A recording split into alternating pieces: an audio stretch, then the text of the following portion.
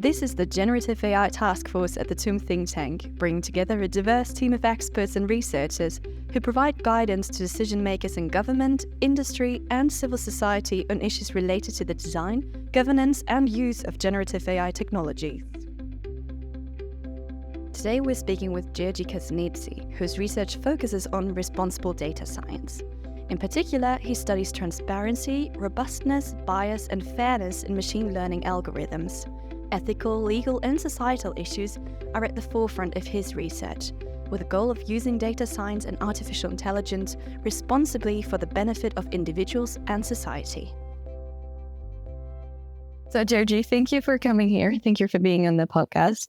I'm going to start right away with asking you, where do you see the greatest potential or use cases of generative AI in your field? So I see the greatest potential, especially in the support of creative and production or development processes. So I think we're going to see, and we're already seeing it in the development of software, for example. We see more and more abstract ways to develop new solutions. So in the early days, we had coding platforms. Nowadays, we have low code or so-called no coding platforms where people basically just put together building blocks and generate new solutions. And this is very interesting because we're going to see more and more personalized solutions that empower people in their everyday tasks. And I'm really looking forward to this development, really. Yeah. Well, thank you. And then speaking of these developments, are there any big challenges that you're facing within the field? Like, can you name one or two? Absolutely, and this has to do with my core, with my research, basically. So, I think transparency in this generative AI systems is going to be a huge challenge. It is already, and it's going to remain a challenge also in the coming years. So, what are these systems doing behind the curtain? How do they generate the outputs? How do they use the data to generate that output? Are there any biases hidden in the systems that maybe can be used to discriminate against certain subgroups? I think these are important questions. We have some solutions, with respect to dealing with these problems, but there is a lot more to happen, and we need to do a lot more in this direction. Yes. Mm.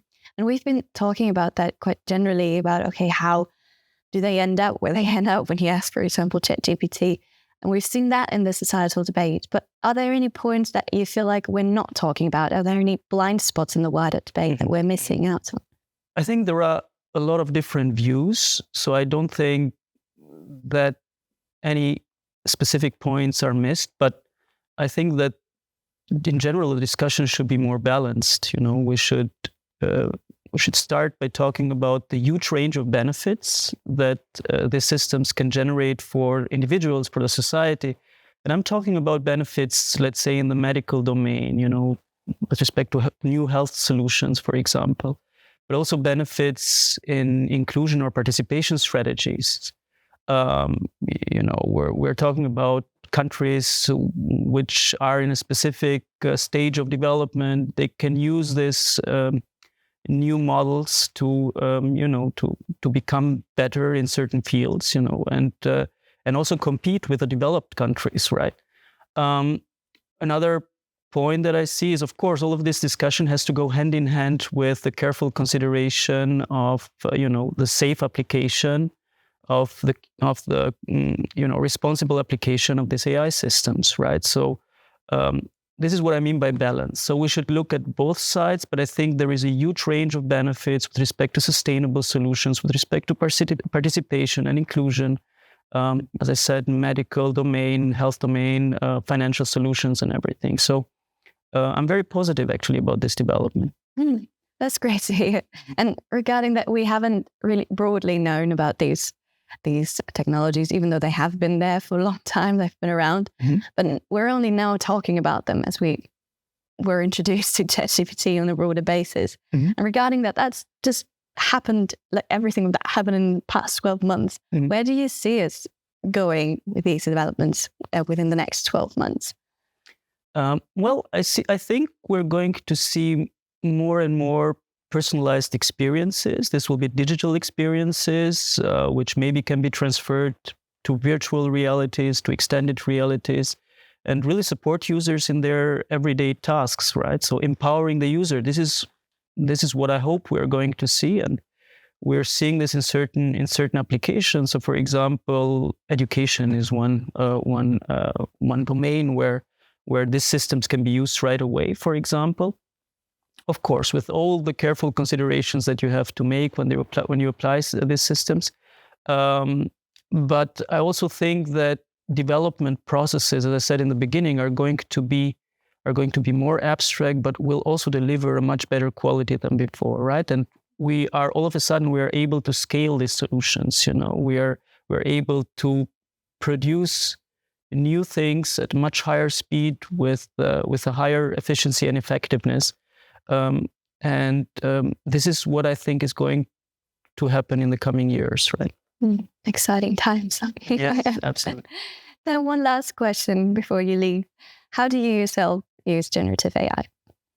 Well, we have been using generative AI in our research for the generation of the so-called counterfactual explanations. So these are types of explanations that help users understand in an abstract way what the AI system is doing behind the curtain and how they can use the AI system to generate more beneficial outcomes for themselves.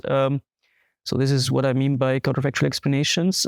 So in the research, I've been using these types of models, but also in my everyday work. When I write texts, for example, I try to see whether there are better ways to express things. So these are the ways we use these systems. Nice. Yeah, like a personal assistant, really. Yes, exactly. That's great. Now, Gjergji, thank you for your insights and thank you for being on the podcast. Thank you very much for having me. Thank you for listening. If you have questions, challenges, or use cases that you want to bring to the task force, write us at TUM Think Tank at hfp.tum.de.